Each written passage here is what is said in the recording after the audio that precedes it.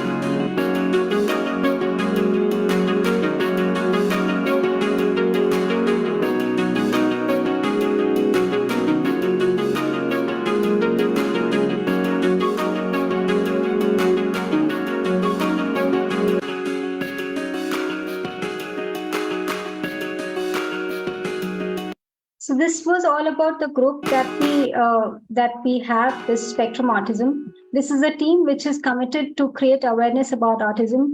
एक डिस्क्लेमर हिंदी में जो हम सभी के लिए जानना बहुत जरूरी है. आइए विशिष्टताओं को अपनाएं. द स्पेक्ट्रम ऑटिज्म एक पहल है ऑटिज्म के बारे में जागरूकता और संवेदनशीलता को हर उस दिल तक पहुंचाने की जो मानवीय संवेदनाओं से धड़कता है. रास्ता मुश्किल सही पर आपका साथ और प्रोत्साहन हमें हमारी मंजिल की ओर चलने के लिए प्रेरित करता रहेगा. This is about the team and the motto behind what we do and how we do. And I am extremely happy and very charged up today. For me, this is like a dream come true to have the editors of this book, Talking Fingers, with us. Talking Fingers, this book voices of the non-speaking autistic adults and young children. It also celebrates neurodiversity and advocates the autism is something that we should all know.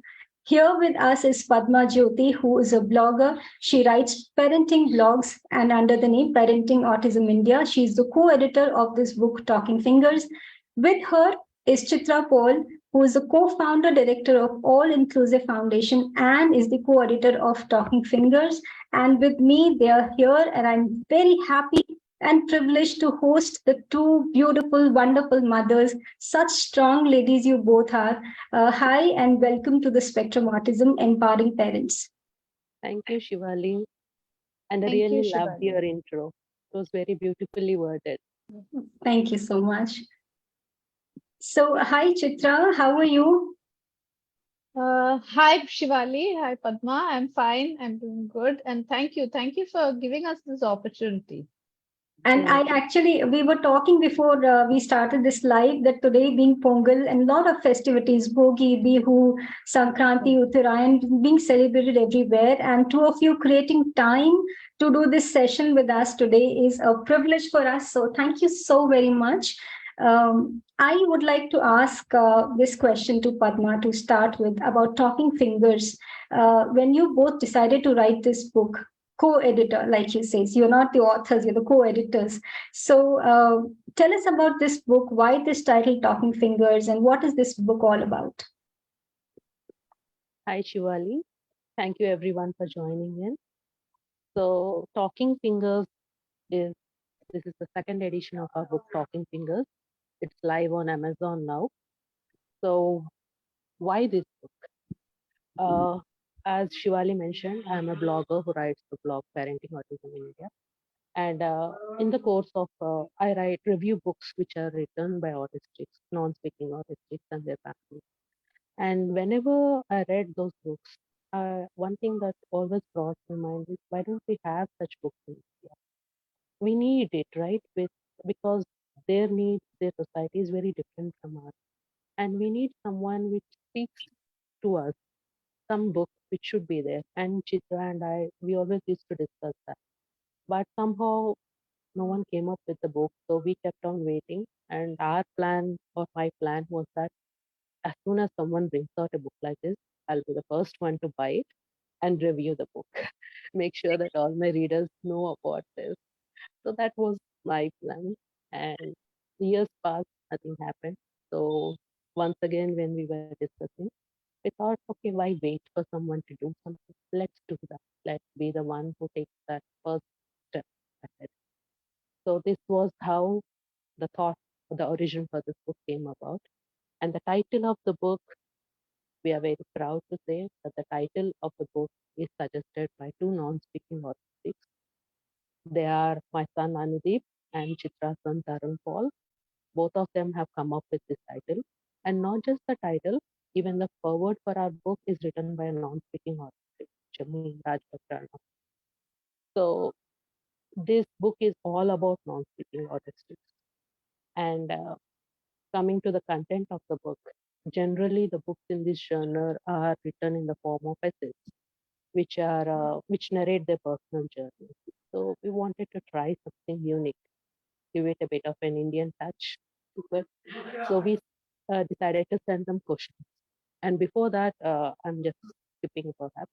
We came up with 16. We rounded up 16 non-speaking autistics who are well known in our society, autistic community. They are bloggers, artists, writers. They are published writers. So, and once we finished finalizing all the 16 people, we sent them with 20 questions. And these questions are very varied. They are as simple as tell us about your hobbies, what are your likes, dislikes, to some questions which I would really struggle to answer, like thoughts on the myths that surround autism, their thoughts on neurodiversity, inclusion, and many other things. But they took a 1 month time, and after that, the answers they came up with were truly mind-boggling. The depth of the answers, the insightful nature of the answers is something that touches your heart because they are sharing their soul, sharing their lived experience, and they are writing from the heart. Those answers touch the heart of the viewers. So that is the X factor for our book. And Wow. one thing we did was we made them into separate chapters. Each question gets a separate chapter, and all the views of the authors you can read in the same place. Their views Wow. and that's how we wanted to do it. Lovely, lovely. And So, Talking Fingers, like you said, is about giving the voice to what the non-speaking kids and young adults are there. So, you said 16 of them are being covered in this book. What is the age group, if you can give us, like how old and how young this book has? the youngest is 10 years old, and the late 20s. Mhm. That's the age group. Lovely, lovely. So, Chitra, I'd like to ask you, being the voice of the non-verbal, this itself, touches somewhere it shakes you from inside, it touches a chord. And how did this journey start? Like Padma mentioned about exactly about how this book happened, but I'm sure the journey thought was going on from a much, much ahead of time, like she mentioned. How did it start for you, Chitra? Uh, so it was not something that was planned, and as parents, we just I guess we start off with advocating for our own children, like because we see that they can't speak for themselves, and we just start doing it in small doses, and then we realize that that makes a huge difference, and yeah, that's where it started. But also because like my son along with like the other 16 are also people who type or write and convey things. We like really realized that this needs to be put out across because they won't be able to do it on their own unless we become the conduits between, and that is where it all came from. That's all. Okay, very short and crisp. That is Chitra Paul for you, ladies and gentlemen. So, okay, all right, Chitra, you're the co-founder and director of All Inclusive Foundation. Would you like to share something about that also?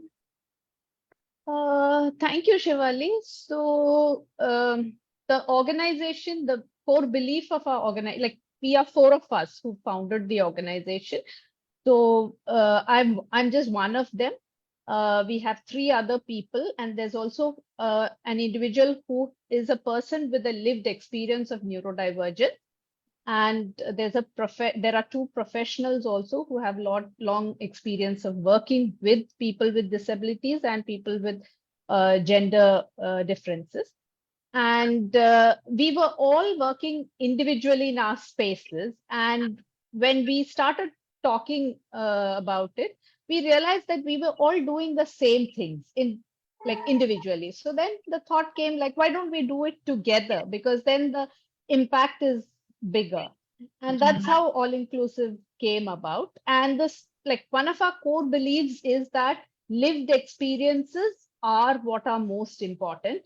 And however much we try, we can never overtake that lived experience, the lived experience. So we need to create the stage for the people with the lived experiences and get them to take things forward.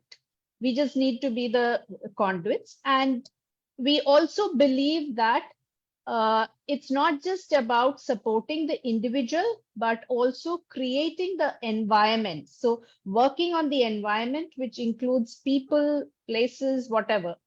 And because unless that happens, the individuals will always continue to struggle. So, these are some of the core beliefs that we have as an organization. We work in school inclusion, we work with training of parents of newly diagnosed children with autism, and we are also getting into the space of employment for Okay. neurodivergent individuals.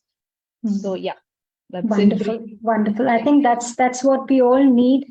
Once the children they get into adulthood, and then they have to be their skills and knowledge and experience, whatever learning that they have acquired, that needs to be given a space where they can live with dignity, and that is so important. Very best of luck for your all inclusive foundation and all the endeavors that you do under that. Coming to Padma, Padma, you are a blogger and you write parenting blogs for autistic children. Is that? I know this question was not there, but I just thought of asking you. So, would you like to share about your blogging journey? How did it start? And also, what is very interesting, I would say, for the viewers to know is how, when you write the blogs, what is the thought behind it? Because there are a lot of bloggers community which is watching this now, who is part of this community, who are supporting this drive, who are part of the core team also. So when one blogger gets to connect with the other blogger, you exchange ideas and you learn more. So would love to hear your parenting and blogging journey also, if you don't mind to share with us, please. No, Shivali, I would definitely love to share this. So, what happened was we have been a homeschooling family from the beginning. He was going into a regular school, but most of the schooling happened at home. And he's 21 now, so you can imagine the resources or the information that was available when he was 3, 4 years old. It was very scarce. No one knew how to get the materials, what to get, how to teach, how to go about it, what are the different steps you should cover. So we struggled a lot. And once we got our footing in, and we thought, okay, fine, we have struggled, good. Let's help others who are going through the same journey. So that's the reason why I started blogging. In the blog, I talk about everything: the games, apps, software, books that will help you, books that are written by non-speaking autistic. And my favorite part of the blog is the Voices from the Spectrum series, where I share interviews of autistics all through the spectrum, non-speaking, speaking, Asperger, everyone. So we share their family journeys, their journey, and that is the most binding thing that binds us. When you listen to the stories of people who have struggled, that kind of bonds us. Without, you don't need to meet them personally, that feeling bonds us as parents. So I've been doing this for nearly 8 years now, and there are almost 900 posts on my blog. Yeah, and I hope I can continue to write. See, Oh, if you are looking for a resource, you should find. lovely, So, lovely. So yeah, it could be like one-stop shop for all parents who need to know any information, best books to read, best apps to work on. Is it something like this where people just can go and look into your blogs and get the information what they want? I hope so. So I would request that once the session is over, please leave your blogging link where people can go and read your work. So any parent who has any questions, they can always come to you. 21 years of experience of raising a child with special needs. It has a lot of insights and experience that people can be benefited with. Now, we have been talking about advocacy. You have Chitra mentioned life experience is something nothing can replace. Advocacy and parent advocacy. So, self advocacy and parent advocacy. What are your thoughts on this, Padma? Yeah, the most vital thing, self advocacy is till they get to the stage where they can advocate for themselves, parents advocate. But that is just a small step in the process, right? The real change happens when self advocacy is there. And all the authors in our book are self advocates. When you read their thoughts on neurodiversity, inclusion, disability, you'll know the depth of their anguish that they had to face over the years. See, when you see someone, I'll be speaking specifically about non-speaking since that's a wall of it. When you see someone with non-speaking autism, immediately you label them as low functioning. I hate using that word, but that's the general conception that's out there. So once they start to advocate, you see that how prejudiced that misconception was, that labeling was, right? No one is low functioning or high functioning. We all have varied functions, right? So self advocacy gives them that springboard to speak for people who are yet to find a voice. And self advocacy is the thing that touches you most. Lived experience is the one. See, I am not on the spectrum. So whenever I speak, I'm speaking as a mother, right? But still not lived experience. It's closer to what they may think, but it's still my personal journey with my son. It's self advocacy, it's their lived experience. So that's the ultimate way to advocate. Right, right. Very well said. In fact, to tell the viewers and both of you as well, a couple of weeks ago, we had a publisher who joined us from the UK and Poland. He was part of our Talk to the Expert team, where he was talking about how important it is for these stories, the lived experience stories, to reach out to people. One, for the person, you share your experience. For others, it is many, many times beneficial when they get to know that a similar situation somebody is facing and how did they overcome it, or what are the challenges that as parents I need to be prepared for when my child enters teens, or when my child hits puberty, or when it is towards adulthood, or when it is towards looking for what kind of job opportunities are there. All these things, when somebody shares, it becomes easier for the other person to follow and to learn from it.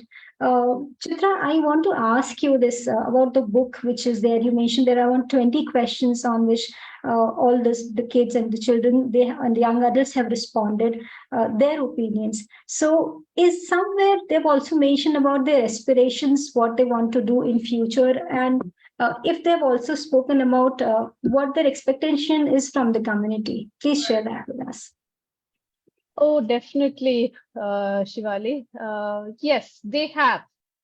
So there is a specific question, actually, which is a separate chapter about the aspirations, the future aspirations that they hold. And there's another question on what they would like parents and therapists and the general world outside, like what would they want to tell them. And the aspirations, future aspirations are varied, but one thing that really stands out is the clarity of thought. Like they're all very clear what they want for the future, but there is also a sense of sadness in what they express, because they also realize that it is a tough thing in the world, because accepting their different mode of communication itself, they know how much they have struggled, how much their families have struggled. So they do realize how difficult a task is, but that doesn't deter them from putting their aspirations out. And so I don't want to take one or two and name it. Like, please go and read the book, because like you will be really blown away by what each one of them has to say about talking about what they want to convey to the world, to parents and therapists, etc. So one common thread is that seek, seeking for acceptance. So it's very clear that they are requesting every person reading or interacting with them to accept them for who they are and respect them, and give them that space to be their true and genuine selves rather than forcing them to be somebody else.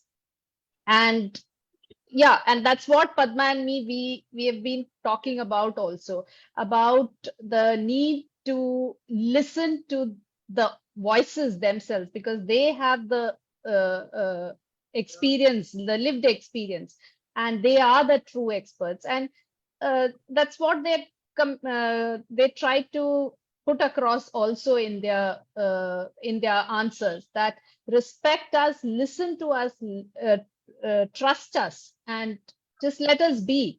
And yeah, that's what they request. Padma, anything you want to add to this? No, Chitra, I think you covered everything. Yeah. Right. So here is what the kids have to say, and I would request all those who are watching us now, or you will be watching it later, please go grab a copy of this book, Talking Fingers. Its new print, like Padma was sharing, is out already. Padma, I will, yeah, Chitra is sharing. I'll put Chitra on the spotlight so everybody can see this. Yeah, so the new cover is out. The book is available on Amazon. Please go give it a read and do share your reviews. For those who are writing, those who are writers, those who love to write blogs and book reviews, please read the book. It's been beautifully reviewed by various known faces and names. Padma, this question I would really like to ask you, because you're somebody who writes blogs, who likes to express herself. So what should be the role of the community when it comes to accepting, like Chitra mentioned that the kids want themselves to be accepted, and somewhere it begins from home. How we parent our children, how we give them the ideas about how similar or dissimilar we are from each other. So what are your thoughts about what is the role of the community when it comes to acceptance? As you said, acceptance starts at home. So in the course of in the past few months since we have started working on the book, we have met some truly champion acceptors for families. You know, all the kids, all the authors in this book. Sorry, I'm calling them kids because as a parent, right? Uh, they all come from families who have truly accepted them for who they are. They are very genuinely good people who, you know, accepting that your child is uh, someone with special needs, and then moving on from that and uh, becoming an advocate for them till they are able to speak up, finding the modes to communicate and all. That's not a simple path, and that every one of us have gone through that. And our children are strong and advocates because we gave them that launch pad. We gave them that confidence in themselves to come on, we believe you, we are here for you. So as a society also, I think that is what we need. All the authors in this book aspire to live in a society where neurodiversity is the way of life. Neurodiversity, technically speaking, is nothing but acceptance that we are all different neurologically, right? To look at, we all look similar, but some of us have special, everyone has a special ability. Some of us are good cooks, some of us are good writers, artists. And in our society, we accept everyone, right? We don't say that having this ability makes you special, or not having this ability makes you are disabled because you don't lack this. But when we come to dealing with young adults or people with special needs, we do that. We say that because you are not able to speak like all of us do, use speech as a mode of communication, we are going to label you as disabled. We are going to deny you equal opportunities and equal rights. So, how does that work if your society accepts neurodiversity? A society which is aware about the concept of neurodiversity. So, in that society, if a child is struggling to speak, I'm sorry you are hearing a lot of background noise, right? No, no, that's absolutely fine. That's absolutely That's my fine. son showing up, okay? So in that society, when a child is struggling to speak verbally, they don't say, okay, you have to speak somehow. We'll force you to speak somehow. We'll put a lot of pressure on you and say that speech is the only way to communicate. Instead, that society will say, hey, buddy, I see that you're struggling to speak. Let's find better ways to communicate. Speech is not everything, right? Let's try letterboards. Let's try PECs. Let's try ASD app or text to speech apps. Let's figure out which one is you're more comfortable with.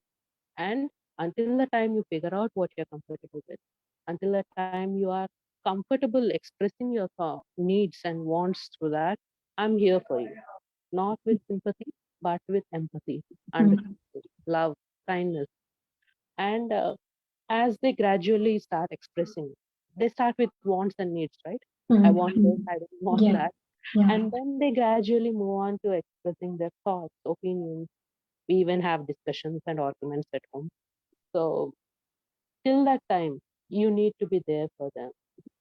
And Mm, that should be completely through empathy. That's the society. That's what we need from the society. Acceptance, inclusion, not just in as a word, but as a way of life. We don't have to fight for equal rights or equal opportunities. mm, That's a mm. given. Yeah. Every person has that, irrespective of their ability. That's so right. Padma, while you were talking about how we want kids to communicate only through speech, through the verbal communication, I would like to ask this question on behalf of parents who have kids who are non-verbal. Initially when the child is diagnosed, and you go to the line of therapists that you meet because you want the child to do behavioral therapy, also you want the child to do speech therapy as well, and there comes a time when you realize that the child may not really develop speech.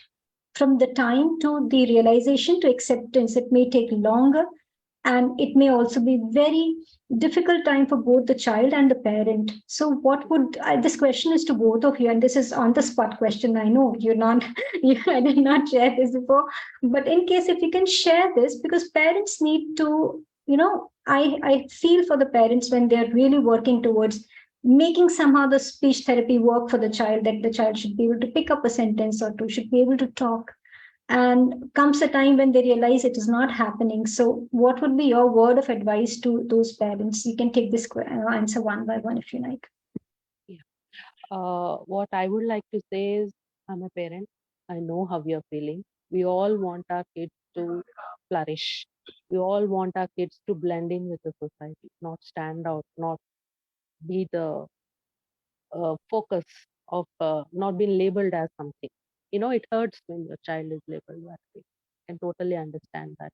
And right from the beginning, I don't know why, but we are all after making them speak. And we fail to understand that it's not a choice on their behalf. They're not choosing that. See, there is certain things that are difficult for them to do physically. There is dyspraxia, there's dyspraxia. They can't do that. However much they want to do, they are unable to do that. And the sooner we accept that, the sooner we come to terms with the fact that this may not be the path for my child, then you start exploring what are the other paths. I'm not saying stop expecting anything. I'm saying don't waste time doing only that. Give them opportunity to communicate, right? If you are not communicating, if you're not able to express yourself, the child will have many behavior issues. Because obviously, right, I'm not able to convey what I want, and you're doing something I don't want. How do I express that? I have a tantrum, I'll have a meltdown, right? So if you give them means to say yes, no, I don't want this, I don't want that. And once they feel that their communication is effective, if I say no and you stop doing that, that way they learn that, okay, maybe I should try. If the speech develops, well and good. If it doesn't, it's not the end of the world. If you will read this book, yeah, as I've mentioned earlier also, all the writers in this book talk way better than me.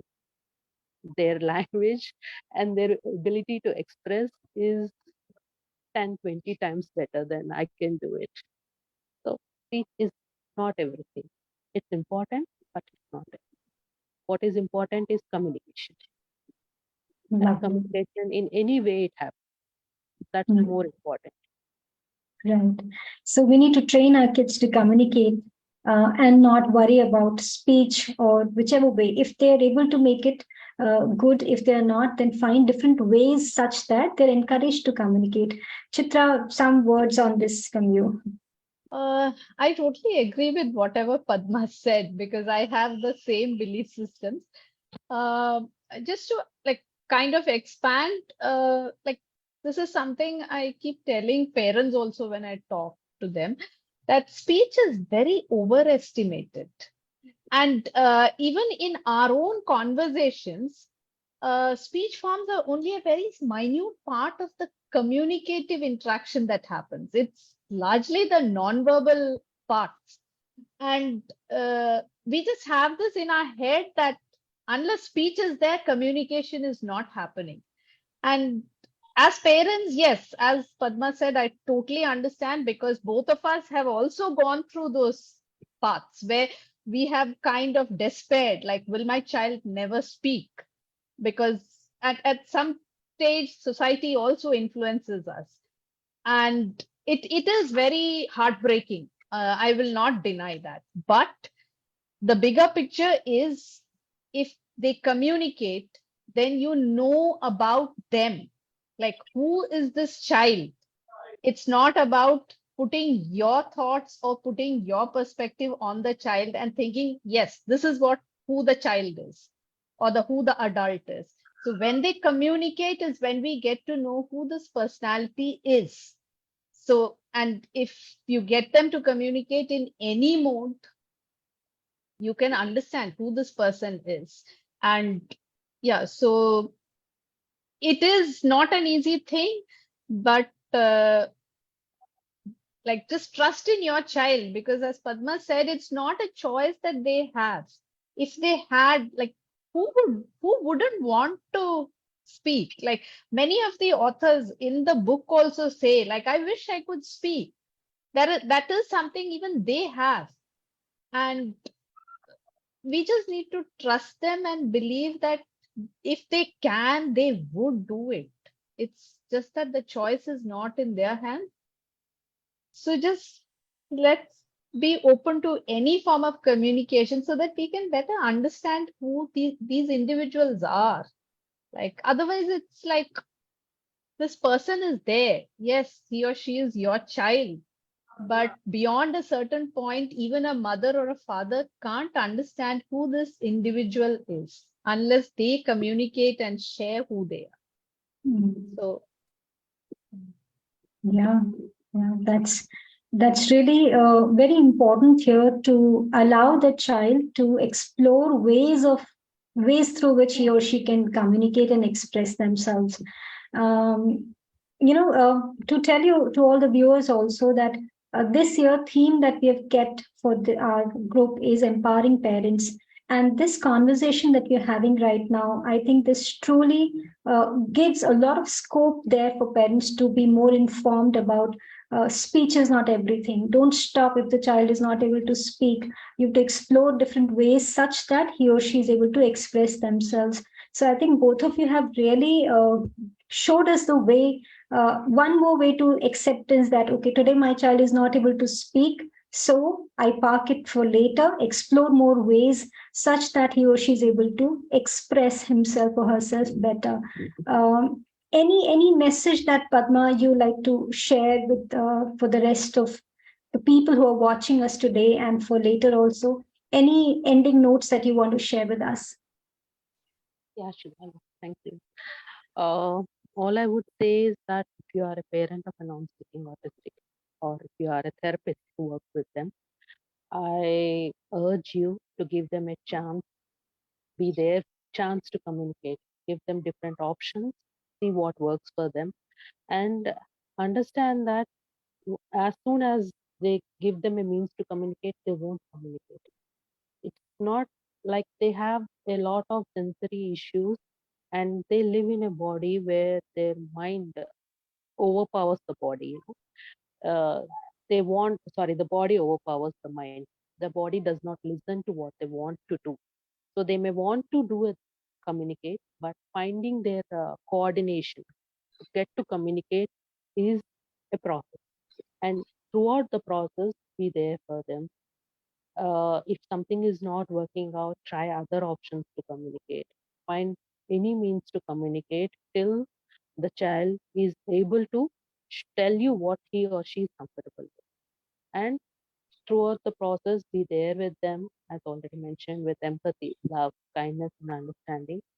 And in the process of them growing into and better communicators, you will develop a bond with them, a bond of getting to know a truly remarkable individual, a true gem, an unpolished gem, if you want to say, who didn't have that mode of communication earlier. And they are just a caterpillar that is bursting and opening and a butterfly, something like that. I may be wrong with the issue, Lovely. No, no, but that in that is process, you will develop a bond with them. And that is, I don't have exact words to explain how that bond feels. I'm a parent, and other parents that you will meet in the further weeks, they'll tell you the same thing. It's indescribable feelings, the bond that you develop with your child. Why do you want our kids to speak? Because you want them to be able to stand up for themselves, right? So that if down the line, if anything bad happens to them, they'll be able to stand up for them. That's the major thing, right? If they don't speak, how will they do that? So if they can communicate, they can do that way better than me. wow. So Lovely. Chitra, any ending notes from your side for our viewers and parents? Uh, Parents and therapists, just keep your eyes, ears, everything open to listen, truly listen to the community, to the autistic community, because however much we try, we cannot be the real experts. They are the real experts. So listen to them, even if it goes against everything you've learned as a professional. Every document you've ever read says something in contrast to what you're hearing from the individual. Listen to the individual, because they are the real experts. They are the ones with the lived experience, and we cannot even begin to imagine what they go through. So that's all. Another short and crisp one from you, Chitra. So, I think the way Padma beautifully described that, the journey of being a caterpillar to become a beautiful butterfly. And this journey, I think the parent and the child, they both go through together. And the relationship that you establish during the process of exploring each other out, their potentials and their capabilities, that journey itself decides the bond that you share with your child. So, yeah, like Padma said, that we will be having a very happy and fortunate that some of the parents have agreed to come on one of these empowering parent series, which we will be having on a weekly basis. On behalf of the entire team who's supporting us from the back, I thank you, Padma and Chitra, for creating time for this session. Ever since the book was out, I have been chasing like a puppy, trying to get some time from you so that we can actually talk about this book. I know the importance of self advocacy myself. So I think a lot of parents who are still not accepting, who are still in the silos, to please come out and read and talk and share your experience, so everybody else also gets benefited, and you also get a chance to share your journey and experience that you have acquired during this time. So thank you, both of you, for creating this time today and making this session so empowered with the knowledge and information. And I wish you a lot of luck with the book. Thank you, Shivali. Thank you. Thanks for Thank the you, opportunity. Shivali. Yeah, thanks for the opportunity. It was Thank you lovely so much. talking to you. Oh, lovely. It's so many information that you've shared with us today. And I'm sure somebody is taking the insights. We will be catching up on those insights for later. I request all of the people who are watching us to please grab your own copy of the book, read it. As I said, give your reviews, and wish the team a very best of luck and a beautiful 2023 to everybody who is here with us. And stay tuned for the next series of Empowering Parents. Have a wonderful week ahead. Bye-bye. Thank you so much. Bye. Thank Bye. you. Bye.